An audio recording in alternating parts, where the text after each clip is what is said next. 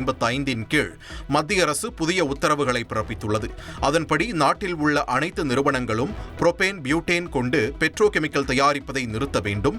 Propane butane கொண்டு சமையல் எரிவாயு மட்டுமே உற்பத்தி செய்ய வேண்டும். அனைத்து சமையல் எரிவாயுவும் Indian Oil, Bharat petroleum, Hindustan petroleum மூலம் மட்டுமே விநியோகிக்கப்பட வேண்டும் என்று உத்தரவிட்டுள்ளது.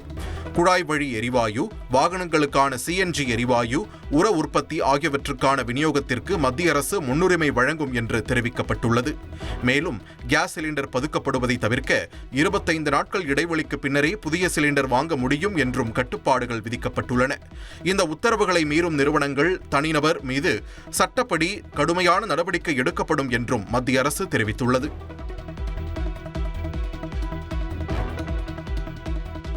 தமிழகத்தில் கேஸ் சிலிண்டர் தங்கு தடையின்றி விநியோகம் செய்ய மேற்கொள்ளப்பட வேண்டிய நடவடிக்கைகள் குறித்து முதலமைச்சர் மு.க.ஸ்டாலின் ஆலோசனை மேற்கொண்டார்.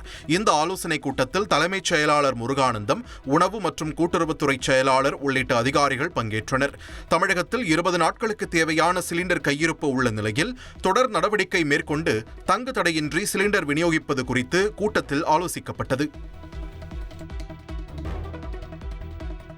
சிலிண்டர் தட்டுப்பாட்டால் பொதுமக்கள் பாதிக்கப்படாத வகையில் நடவடிக்கை எடுக்க வேண்டும் என்று பிரதமர் நரேந்திர மோடிக்கு முதலமைச்சர் மு.க.ஸ்டாலின் கடிதம் எழுதியுள்ளார். மத்திய கிழக்கு நாடுகளில் சிக்கியுள்ள தமிழர்களை மீட்கவும் முதலமைச்சர் வலியுறுத்தியுள்ளார். தமிழகத்தில் அடுத்த 20 நாட்களுக்கு தேவையான சிலிண்டர் கையிருப்பு உள்ளதாக அரசு அதிகாரிகள் தெரிவித்துள்ளனர். தடையின்றி தமிழகத்திற்கு கேஸ் சிலிண்டர்களை விநியோகிக்க மத்திய அரசுக்கு கடிதம் மூலம் வலியுறுத்த தமிழக அரசு திட்டமிட்டுள்ளதாகவும் கூறப்படுகிறது.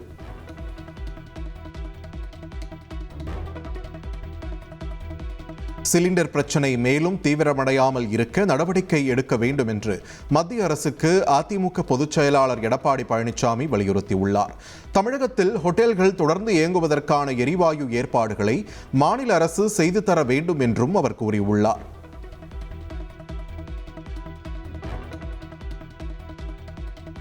கேஸ் தட்டுப்பாடு குறித்து ஹோட்டல் உரிமையாளர்களுடன் தமிழக அரசு நாளை ஆலோசனை நடத்துகிறது. தலைமைச் செயலகத்தில் உணவுத்துறை அமைச்சர் சக்கரபாணி தலைமையில் நடைபெறவுள்ள ஆலோசனையில் கேஸ் சிலிண்டருக்கு மாற்றாக மாற்று வழியை கையாள்வது குறித்து ஆலோசிக்கப்பட உள்ளது.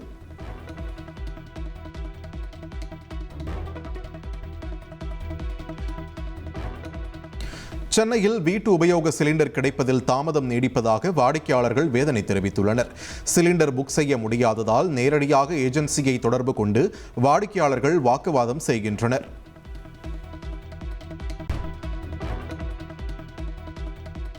வணிக பயன்பாட்டிற்கான சிலிண்டர் தட்டுப்பாடும் என்ற அச்சத்தால் தமிழகத்தில் செயல்படும் உணவகங்களில் உணவு வகைகள் குறைக்கப்பட்டுள்ளன.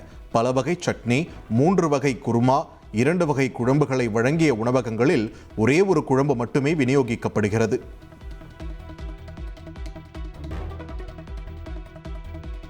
சென்னையில் சிலிண்டர் தட்டுப்பாடு காரணமாக வெரைட்டி ரைஸ் இல்லை என்று உணவகங்களில் போர்டு வைக்கப்பட்டுள்ளது. ஒரு சில ஹோட்டல்களில் எண்ணெயில் பொரிக்கும் அப்பளம், பூரி, தோசை உள்ளிட்டவை சமைப்பது நிறுத்தப்பட்டுள்ளது.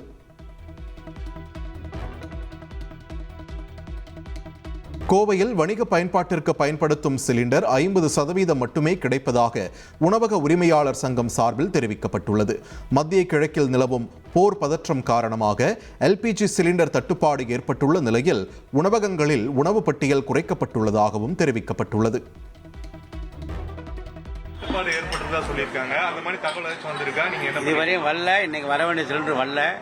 நேற்றுக்கு 2000, இன்னைக்கு 2100ங்கிறாங்க. இப்படியே போனால் எப்படி தொழில் பண்ணணும்னு நமக்கு தெரியல. உண்மையாகவே சிலிண்டர் தட்டுப்பாடு இருக்குது. இன்னைக்கு காலையில் எப்போவுமே நமக்கு ரெகுலராக சிலிண்டர் வந்துடும். ஆனால் இன்னைக்கு காலையில் இருந்து இப்போ வரைக்கும் சிலிண்டர் வரல. நேற்று நைட்டே எங்களுக்கு இன்ஃபார்ம் கிடச்சிருச்சு சிலிண்டர் வராது அப்படிங்கிற மாதிரி ஒரு தகவல் எங்களுக்கு கிடைச்சது. இதை மத்திய மாநில அரசுகள் கரெக்டாக ஒரு நடவடிக்கை எடுத்து எல்லா மக்களுக்கும் தேவையான அந்த சிலிண்டர் தட்டுப்பாடு இல்லாமல் கொண்டு போய் சேர்க்கறதுக்கு அரசுகள் நடவடிக்கை எடுக்கணும். வீட்லையும் அத்தியாவசிய பொருள் ரொம்ப ரொம்ப சிரமமாக இருக்குது. இதனால நாங்கள் எப்படி சொல்றதுன்னா அன்னன்னைக்கு டேவே ரொம்ப சிரமமாக போயிட்டு இருக்கு சிலிண்டர் இல்லாமல். ஏன்னா எல்லாமே சிலிண்டர் வச்சு தான் பண்ணிட்டு இருக்கோம். நம்ம ஃபுட்டு மதியம் சரி நைட்டும் சரி ஃபுட்டு எல்லாமே சிலிண்டர் வச்சு தான் பண்ணிட்டு இருக்கோம். இப்போ அதனால சிலிண்டர் இல்லாமல் ரொம்ப சிரமமாக இருக்குது. மதுரையில் வணிக பயன்பாட்டு சிலிண்டர் தட்டுப்பாட்டால் 3 நாட்களில் ஹோட்டல்கள் மூடப்படும் அபாயம் ஏற்பட்டுள்ளது. 25,000த்திற்கும் மேற்பட்ட தொழிலாளர்கள் வேலை இழப்பதோடு பொதுமக்களும் பாதிக்கப்படும் நிலை உருவாகியிருக்கிறது. திருப்பூரில் உணவகங்களில் கலவை சாதம் மட்டுமே விநியோகிக்கப்படும் என்று மாவட்ட உணவக உரிமையாளர்கள் சங்கம் தெரிவித்துள்ளது. சிலிண்டர் தட்டுப்பாட்டால் அடுத்த 2 நாட்களுக்கு மட்டுமே உணவகங்களை நடத்த முடியும் என்றும் உரிமையாளர்கள் அச்சம் தெரிவித்துள்ளனர்.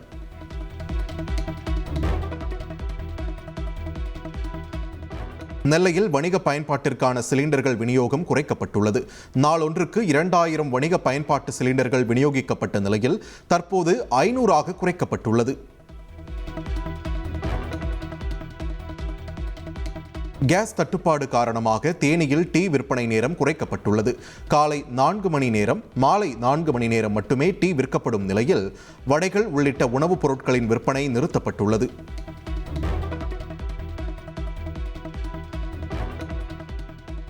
மத்திய அரசின் உத்தரவுப்படி புதுச்சேரியில் உள்ள ஹோட்டல்களுக்கு வணிக சிலிண்டர் விநியோகம் நிறுத்தப்பட்டுள்ளது. இன்று வழக்கம் போல் உணவகங்கள் செயல்படும் நிலையில் நாளை முதல் மூடப்படும் அபாயம் ஏற்பட்டுள்ளது.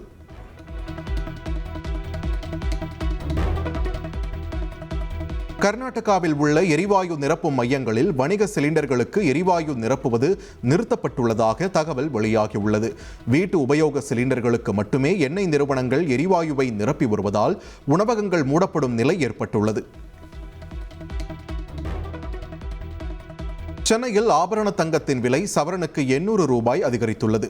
1 கிராம் தங்கம் 15,050 ரூபாய்க்கும், 1 சவரன் ஆபரண தங்கம் 1,20,400 ரூபாய்க்கும் விற்பனையாகிறது. சென்னையில் கடந்த சில நாட்களாக விலை மாற்றமின்றி விற்பனையான வெள்ளி இன்று கிலோவுக்கு 10,000 ரூபாய் அதிகரித்துள்ளது. 1 கிராம் வெள்ளி 300 ரூபாய்க்கும், 1 கிலோ கட்டி வெள்ளி 3 லட்சம் ரூபாய்க்கும் விற்பனை செய்யப்படுகிறது. தாவேக சார்பில் சட்டமன்ற தேர்தலில் போட்டியிட விருப்ப மனு அளித்தவர்களிடம் விஜய் நேர்காணல் நடத்தி வருகிறார். சென்னை பனையூரில் உள்ள தாவேக தலைமை அலுவலகத்தில் நேர்காணல் நடைபெற்று வருகிறது. தொகுதி பங்கீடு குறித்து மார்க்சிஸ்ட் கம்யூனிஸ்ட் கட்சியுடன் திமுக நடத்திய 2ஆம் கட்ட பேச்சுவார்த்தையில் உடன்பாடு எட்டப்படவில்லை. திமுக கொடுக்க முன்வந்துள்ள தொகுதிகள் ஏற்புடையதாக இல்லை என்று மார்க்சிஸ்ட் கட்சியின் மாநில செயலாளர் சண்முகம் தெரிவித்துள்ளார். மதிமுகவின் அவசர உயர்நிலை குழு ஆலோசனை கூட்டம் நாளை நடைபெறும் என்று அக்கட்சியின் பொதுச் செயலாளர் வைகோ அறிவித்துள்ளார். திமுக கூட்டணியில் மதிமுகவுக்கு தொகுதிகளை குறைத்து 4 தொகுதிகள் ஒதுக்க முன்வருவதாக தகவல் வெளியாகும் நிலையில் அவசர ஆலோசனை கூட்டம் நடைபெறுகிறது. சிவகங்கை மாவட்டம் மானாமதுரையில் போலீஸ் கைது செய்த இளைஞர் உயிரிழந்ததை கண்டித்து 4வது நாளாக போராட்டம் நடைபெற்று வருகிறது. பதற்றத்தை தணிக்க மானாமதுரை, திருப்புவனம் பகுதிகளில் டாஸ்மாக் கடைகளை 3 நாட்களுக்கு மூட மாவட்ட ஆட்சியர் உத்தரவு பிறப்பித்துள்ளார். மானாமதுரையில் போலீஸ் கைது செய்த இளைஞர் உயிரிழந்த விவகாரத்தில் சிபிசிஐடி போலீசார் விசாரணையை தொடங்கியுள்ளனர். சிபிசிஐடி ஆய்வாளர்கள் சரவணன் மற்றும் கீதா ஆகியோர் மானாமதுரை காவல் நிலையத்தில் உள்ள சிசிடிவி பதிவுகளை ஆய்வு செய்து விசாரணை நடத்துகின்றனர்.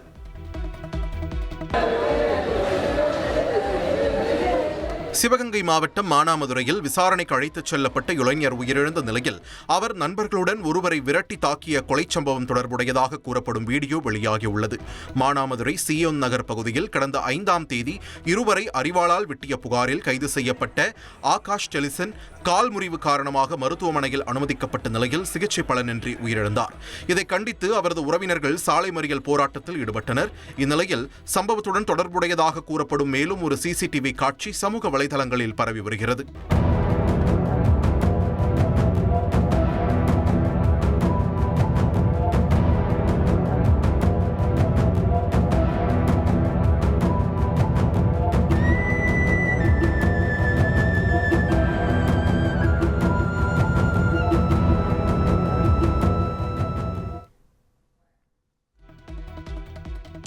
மத்திய கிழக்கில் நிலைமை மோசமடைந்து வரும் நிலையில் இந்தியாவிடம் இருந்து உடனடியாக 5000 டன் டீசல் வாங்க வங்கதேச அரசு ஒப்பந்தம் மேற்கொண்டுள்ளது. ஆண்டுக்கு 1,80,000 டன் டீசல் வாங்க ஒப்பந்தம் கையெழுத்தாக உள்ள நிலையில் அடுத்த 2 மாதங்களில் 5000 டன் டீசல் வழங்கப்பட உள்ளது. ஈரான் மீதான ஆபரேஷன் எபிக் ஃபியூரி நடவடிக்கையின் புதிய வீடியோ காட்சிகளை அமெரிக்க பாதுகாப்புத்துறை வெளியிட்டுள்ளது. நடுக்கடலில் இருந்து போர் விமானங்கள் சீறிப்பாயும் காட்சியும் ஈரானின் மொபைல் ஏவுகணை தளங்களை அழித்த காட்சியும் வீடியோக்களில் இடம்பெற்றுள்ளன.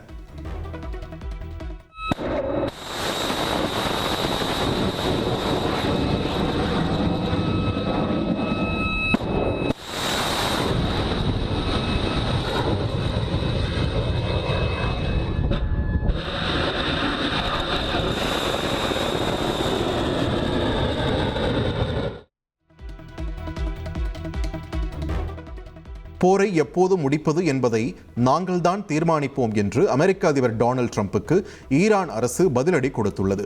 அமெரிக்காவுடன் இனி பேச்சுவார்த்தை நடத்தப் போவதில்லை என்றும் ஈரான் வெளியுறவுத்துறை அமைச்சர் திட்டவட்டமாக தெரிவித்துள்ளார். T20 உலகக்கோப்பையை வென்ற இந்திய அணிக்கு BCCI 131 கோடி ரூபாய் பரிசு தொகையை அறிவித்துள்ளது.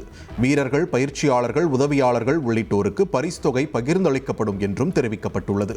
கரூர் மாவட்டம் கிருஷ்ணராயபுரம் அருகே விவசாயம் செழிக்கவும் மழை பொழியவும் வேண்டி ரதி மன்மதன் திருக்கல்யாணம் மற்றும் காமன் பண்டிகை திருவிழா கோலாகலமாக நடைபெற்றது. பிள்ளப்பாளையம் கிராம மக்கள் சார்பில் நடத்தப்பட்ட இந்த விழாவில் மன்மதன் தகனம் மற்றும் சிவபெருமான் அருளால் அவர் மீண்டும் உயிர் பெறும் தத்ரூப காட்சிகள் அரங்கேற்றப்பட்டன. மறைந்து வரும் கிராமிய கலைகளுக்கு புத்துயிர் அளிக்கும் வகையில் 15 நாட்களாக நடைபெற்ற இந்த விழாவில் ஏராளமான பக்தர்கள் கலந்து கொண்டனர்.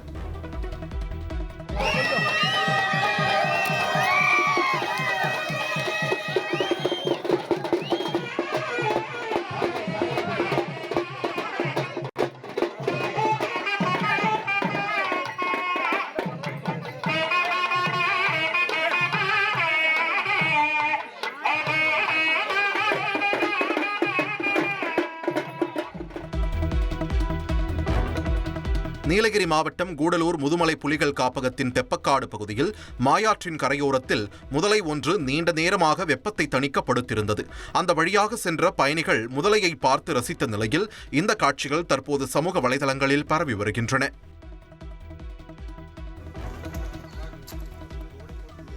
சிதம்பரம் அருகே கண்ணங்குடி கிராமத்தில் பாலம் வசதி இல்லாததால் முதலைகள் நிறைந்த வாய்க்காலை பிளாஸ்டிக் மிதவைகள் மூலம் விவசாயிகள் கடக்கும் நிலை உள்ளது. பாசிமுத்தன் ஓடையை கடந்துதான் தங்களது விளைநிலங்களுக்கு செல்ல வேண்டியுள்ள நிலையில் கடந்த 10 ஆண்டுகளாக பாலம் அமைக்க கோரி விடுத்த கோரிக்கை கிடப்பில் போடப்பட்டிருப்பதாக அவர்கள் கூறுகின்றனர். நீண்ட கால கோரிக்கையை ஏற்று தமிழக அரசு உடனடியாக இங்கு மேம்பாலம் அமைத்து தர வேண்டும் என அப்பகுதி மக்கள் வலியுறுத்தியுள்ளனர்.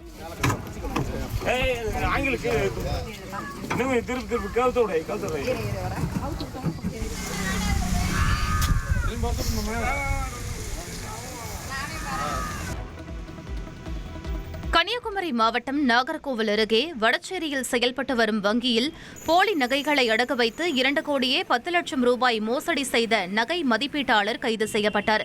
வங்கி மேலாளர் வழக்கம் போல் நகைகளை சோதனை செய்தபோது தற்காலிக நகை மதிப்பீட்டாளராக பணியாற்றி வந்த தக்கலை கீழக்கல்குறிச்சி பகுதியைச் சேர்ந்த ரகுவரன் போலி நகைகள் அடகு வைத்து மோசடி செய்தது தெரியவந்தது. இது தொடர்பாக வங்கி மேலாளர் அளித்த புகாரின் பேரில் வழக்குப்பதிவு செய்த போலீசார் வெட்டூர்னிமடம் பகுதியில் தங்கியிருந்த ரகுவரனை கைது செய்து சிறையில் அடைத்தனர். தேனி மாவட்டம் வருசநாடு மலைப்பகுதியில் சுமார் 5000 ஆண்டுகள் பழமையான அபூர்வ பாறை ஓவியங்கள் கண்டுபிடிக்கப்பட்டுள்ளது. நாகப்புடவு குகைத்தளத்தில் கண்டறியப்பட்டுள்ள இந்த ஓவியங்கள் ஆஸ்திரேலிய பழங்குடியினரின் எக்ஸ்ரே பாணி ஓவியங்களோடு ஒத்துப்போவது வரலாற்று ஆய்வாளர்களை ஆச்சரியத்தில் ஆழ்த்தியுள்ளது. விலங்குகளின் உட்பகுதியை காட்டும் சித்திரங்கள் மற்றும் நுணுக்கமான மனித உருவங்கள் என பல்வேறு வண்ணங்களில் இவை தீட்டப்பட்டுள்ளன. வைகை நதி நாகரிகத்தின் தொன்மையை உலகிற்கு பறைசாற்றும் இந்த வரலாற்று சின்னங்களை அரசு பாதுகாக்கப்பட்ட பகுதியாக அறிவிக்க வேண்டும் என வரலாற்று ஆர்வலர்கள் கோரிக்கை விடுத்துள்ளனர்.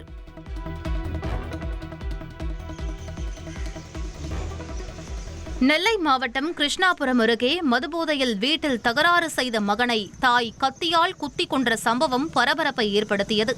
கலைக்கோவில் நகரில் கறிக்கடை நடத்தி வந்த மாயாண்டி வருமானத்தை வீட்டிற்கு கொடுக்காமல் மது அருந்தி வந்ததாக கூறப்படுகிறது. இரவு மதுபோதையில் தாயார் லதாவை சரமாரியாக தாக்கியதால் தற்காப்புக்காக கத்தியால் குத்தியதாகவும் இதில் படுகாயமடைந்த மாயாண்டி சம்பவ இடத்திலேயே உயிரிழந்ததாகவும் கூறப்படுகிறது. சம்பவம் குறித்து சிவந்திப்பட்டி போலீசார் வழக்குப்பதிவு செய்து விசாரணை மேற்கொண்டு வருகின்றனர். பொள்ளாச்சி அருகே ஆனைமலை பகுதியில் தந்தை உயிரிழந்து விட்டதாக நினைத்து வேறு ஒருவரின் உடலுக்கு குடும்பத்தினர் இறுதி சடங்கு செய்த சம்பவம் பரபரப்பை ஏற்படுத்தியுள்ளது. ஆனைமலையைச் சேர்ந்த மருதமுத்து என்பவர் உடல்நலக்குறைவால் சாலையில் மயங்கி விழுந்த நிலையில் மருத்துவமனையில் சிகிச்சை முடிந்து தனது வீட்டிற்கு பதில் உறவினர் வீட்டிற்கு சென்றுள்ளார். காணாமல் போன மருதமுத்துவை தேடி வந்த குடும்பத்தினர் காவல் நிலையத்தில் புகார் அளித்துள்ளனர். இதனிடையே சாலையில் மயங்கி விழுந்து உயிரிழந்த அடையாளம் தெரியாத நபரின் உடலை உருவ ஒற்றுமையால் தவறுதலாக அடையாளம் கண்டு பெற்று சென்று மருதமுத்து மகன் காளிதாஸ் மற்றும் உறவினர்கள் இறுதி சடங்கிற்கான ஏற்பாடுகளை செய்துள்ளனர். அப்போது மருதமுத்து உயிருடன் சாலையில் நடந்து செல்லும் வீடியோவை உறவினர் ஒருவர் காண்பித்ததை அடுத்து அதிர்ச்சியடைந்த குடும்பத்தினர் உடனடியாக போலீசாருக்கு தகவல் தெரிவித்து சடலத்தை மீண்டும் மருத்துவமனையில் ஒப்படைத்தனர்.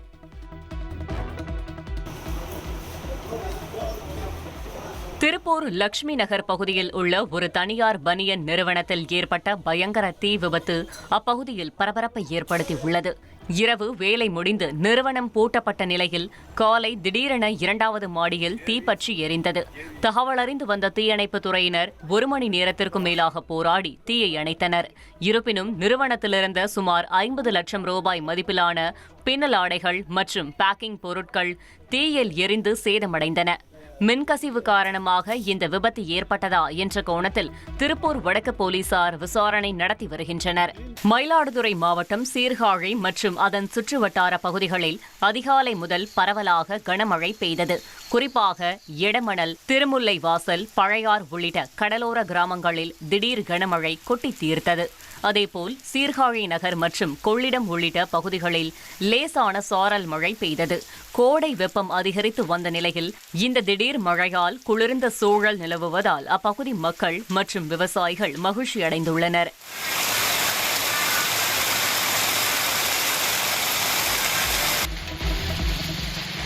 திருவாரூர் மாவட்டத்தில் கடும் வெயில் நிலவி வந்த நிலையில் திருத்துறைப்பூண்டி பகுதியில் திடீரென மழை பெய்தது.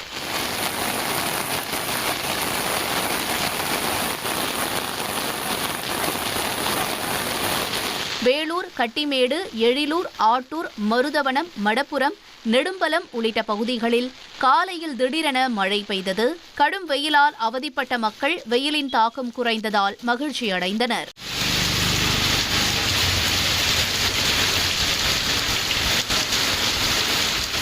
ராமநாதபுரத்தில் 100 கோடி ரூபாய் மதிப்பிலான போதைப்பொருள் பறிமுதல் செய்யப்பட்ட வழக்கில் மேலும் ஒருவர் கைது செய்யப்பட்டுள்ளார். இலங்கைக்கு கடத்தப்படவிருந்த ஹெராயின் மற்றும் மெத்தபெட்டமைன் உள்ளிட்ட போதைப் பொருட்கள் கடந்த சில நாட்களுக்கு முன்பு பறிமுதல் செய்யப்பட்டன. இந்த வழக்கில் மண்டபத்தை சேர்ந்த இப்ராஹிம் பாதுஷா மற்றும் முகைதன் ஃபயாஸ் ஆகியோர் ஏற்கனவே கைது செய்யப்பட்டிருந்தனர். இந்நிலையில் கடத்தல் வழக்கில் முக்கிய நபராக தேடப்பட்ட மண்டபத்தை சேர்ந்த ஷேக் ரஹ்மான் 1 கிலோ மெத்தபெட்டமைன் போதைப் பொருளுடன் போலீசாரால் கைது செய்யப்பட்டார். 3 பேரும் ராமேஸ்வரம் நீதிமன்றத்தில் ஆஜர்படுத்தப்பட்ட நிலையில் வருகிற 16ஆம் தேதி வரை நீதிமன்ற காவலில் வைக்க உத்தரவிடப்பட்டு புதுக்கோட்டை சிறையில் அடைக்கப்பட்டனர்.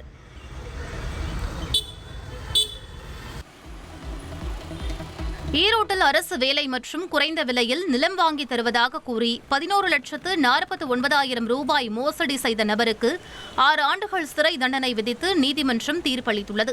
தாராபுரத்தை சேர்ந்த செல்வராஜ் என்பவர் கடந்த 2014ஆம் ஆண்டு கோபிச்செட்டிப்பாளையம் பகுதியைச் சேர்ந்த 8 பேரிடம் பணத்தை பெற்று ஏமாற்றியுள்ளார். இதுகுறித்த புகாரை விசாரித்த ஈரோடு மாவட்ட குற்றப்பிரிவு போலீசார் செல்வராஜ் மீது வழக்கு பதிவு செய்தனர். இவ்வழக்கை விசாரித்த ஈரோடு குற்றவியல் நடுவர் நீதிமன்ற நீதிபதி ராஜ்குமார் 2 பிரிவுகளின் கீழ் தலா 3 ஆண்டுகள் என மொத்தம் 6 ஆண்டுகள் சிறை தண்டனையும் 10,000 ரூபாய் அபராதமும் விதித்து உத்தரவிட்டார்.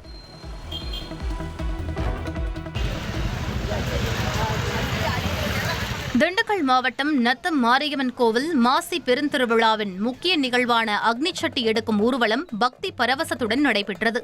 ஏராளமான பக்தர்கள் அதிகாலை முதலே அம்மன் குளத்தில் புனித நீராடி அக்னிச்சட்டியை கைகளில் ஏந்தி நேர்த்திக்கடன் செலுத்தினர். இதில் பல பக்தர்கள் 12 அடி நீளம் கொண்ட அலகுகளை உடலில் குத்தியும் பறவை காவடி எடுத்தும் வேண்டுதலை நிறைவேற்றினர்.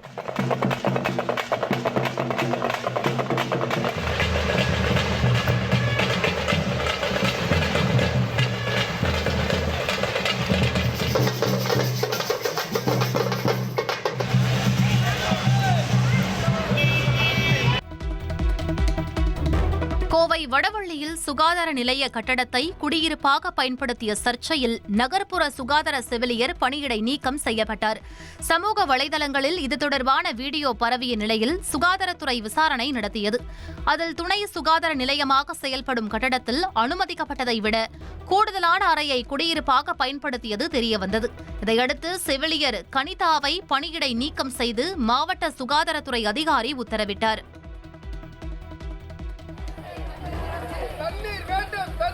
நாகை மாவட்டம் சாட்டியங்குடியில் கடந்த ஒரு மாதமாக குடிநீர் விநியோகிக்கவில்லை என கூறி அப்பகுதி மக்கள் சாலை மறியல் போராட்டத்தில் ஈடுபட்டனர். 1 மணி நேரத்திற்கும் மேலாக நடைபெற்ற போராட்டத்தால் போக்குவரத்து பாதிக்கப்பட்டது. இதனால் பள்ளி கல்லூரிகளுக்கு செல்லும் மாணவர்கள் பெரிதும் பாதிக்கப்பட்டனர். குடிநீர் பிரச்சினை விரைவில் தீர்க்கப்படும் என அதிகாரிகள் தெரிவித்ததை அடுத்து போராட்டம் கைவிடப்பட்டது.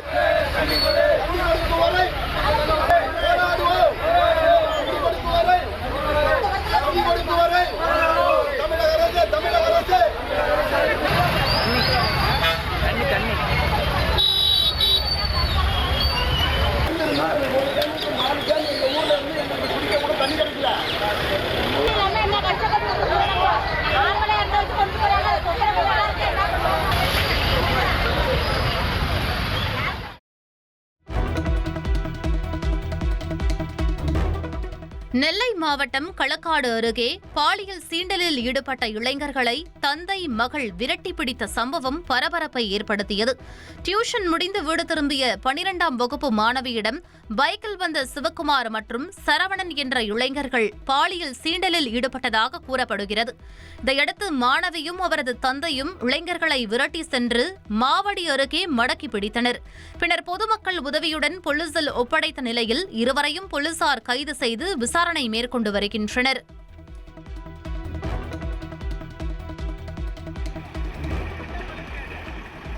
திருவள்ளூர் மாவட்டம் கும்மிடிப்பூண்டி அருகே பெருவாயல் ஏரியில் மணல் திருட்டுக்காக கரையை உடைத்து தண்ணீர் வெளியேற்றப்படுவதாக குற்றச்சாட்டு எழுந்துள்ளது.